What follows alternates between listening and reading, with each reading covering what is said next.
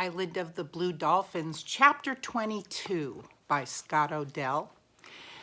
When we finished Chapter 21, we saw that Karana's not quite knowing what she should do. Should she trust Tutok, the Aleut girl?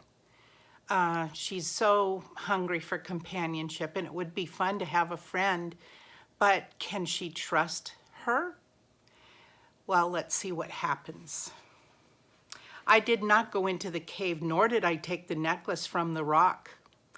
That night I slept on the headland at the place where I had left my baskets. At dawn I went back to the ravine, and there I hid myself on a brushy ledge. It was near the spring, and from it I could see the mouth of the cave. The sun rose and shone through the ravine, and I could see the necklace lying on the rock. The stones looked blacker than they had in the darkness, and there were many of them. I wanted to go down to the cave and count them, to see if they would make 2 loops around my neck. It's interesting, this gift. It's interesting her. She's enjoying looking at it from afar. But I did not leave the ledge. I stayed there all morning. The sun was high when Rontu barked, and I heard steps below me. The girl came out of the brush singing. She walked to the cave, but when she saw the necklace lying on the rock, she grew quiet. What do you think? Maybe she's a little sad that her friend isn't there, Karana, enjoying her gift. She picked up the necklace and put it down again and peered into the mouth of the cave. 2 of my baskets were still there. Then she went and drank from the spring and started through the brush. I jumped to my feet. "Tutok!" I cried, running down the ravine. "Tutok!"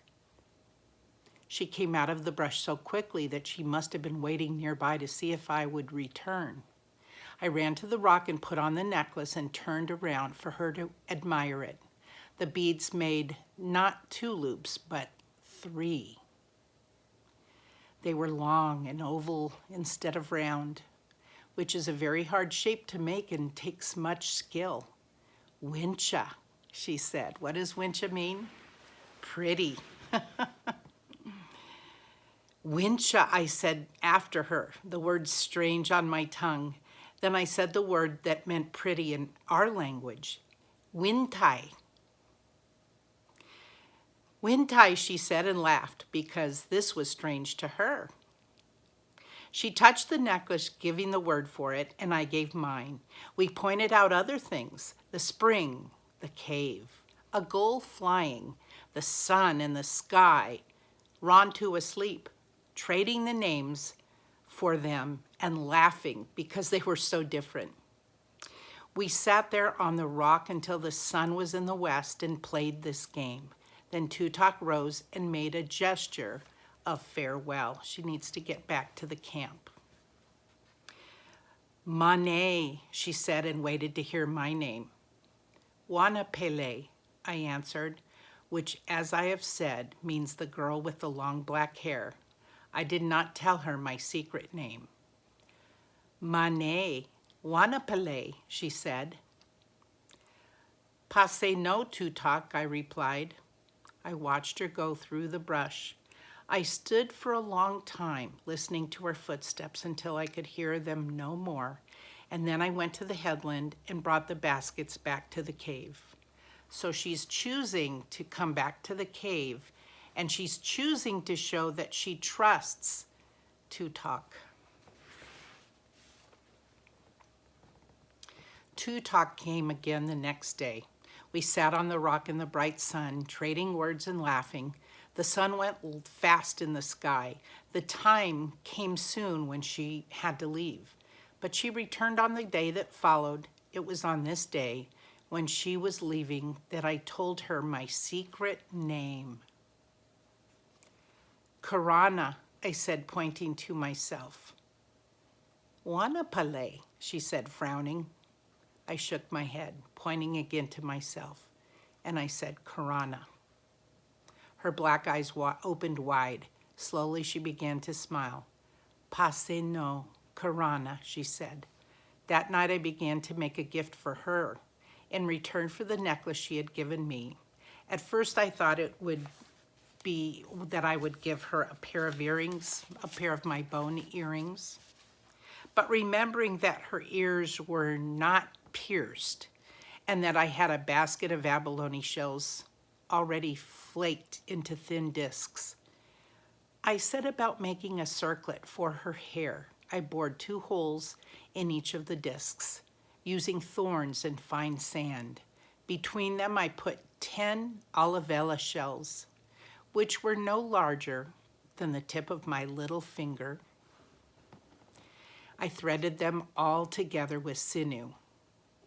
I worked 5 nights on the circlet, and on the 5th day, when she came, I gave it to her, putting it around her head and tying it in the back. "Wincha," she said, and hugged me. She was so pleased that I forgot how sore my fingers were from boring the holes in the hard shells.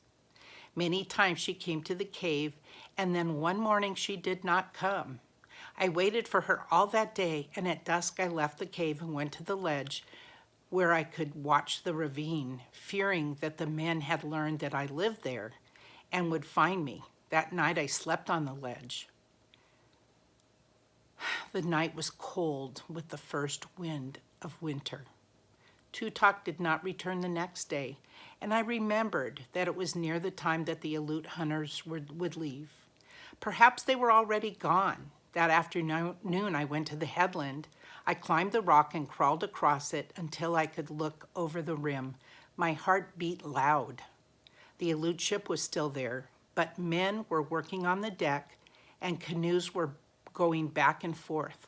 The wind blew hard and few bales of otter skins lay on the shore, so probably the ship would leave at dawn. It was dark when I got back to the ravine, since the wind was very cold, and I was no longer afraid that the Aleuts would find me. I made a fire in the cave and cooked a supper of shellfish and roots. I cooked enough for Rontu and me, and for Tutok. I knew Tutok would not come, yet I put her food beside the fire and waited. Once Rontu barked, and I thought I heard the sound of footsteps, and went to the opening and listened. I waited a long while and did not eat. Clouds moved from the north, covering the cold sky.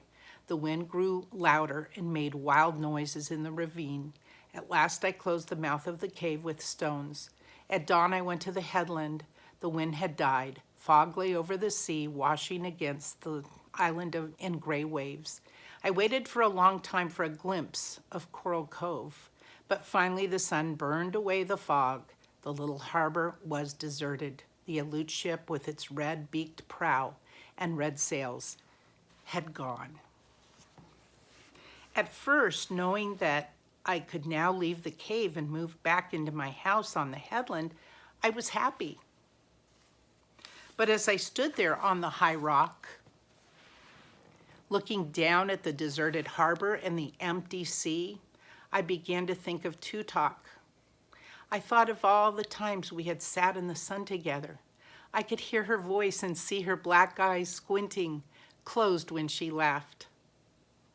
Below me, Rontu was running along the cliff, barking at the screaming gulls. Pelicans were chattering as they fished the blue water. Far off, I could hear the bellow of the sea elephant. But suddenly, as I thought of Tutok, the island seemed very quiet. Chapter 22, Island of the Blue Dolphins.